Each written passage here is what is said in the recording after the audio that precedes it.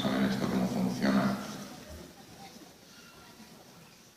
Bueno, voy a contar un par de clásicos del gran maestro y luego algunos de los que él no llegó a contar, ya que se perdió este siglo XXI que nosotros estamos disfrutando. ¿Les parece bien? Sí. Mola, sí me gusta. Que sean educaditos.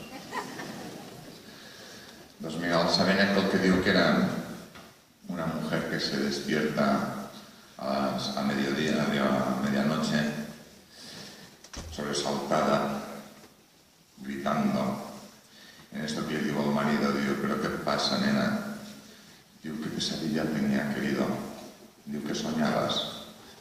Digo, que estaba en una subasta de maridos.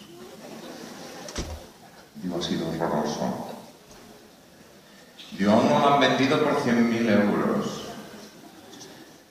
Digo, y a otros por cifras superiores. Y digo, tío, con cara de toti.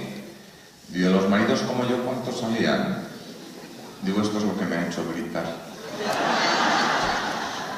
Digo, los cogían en racimos y los vendían a 2 euros al manojo, ¿eh? Pues mira.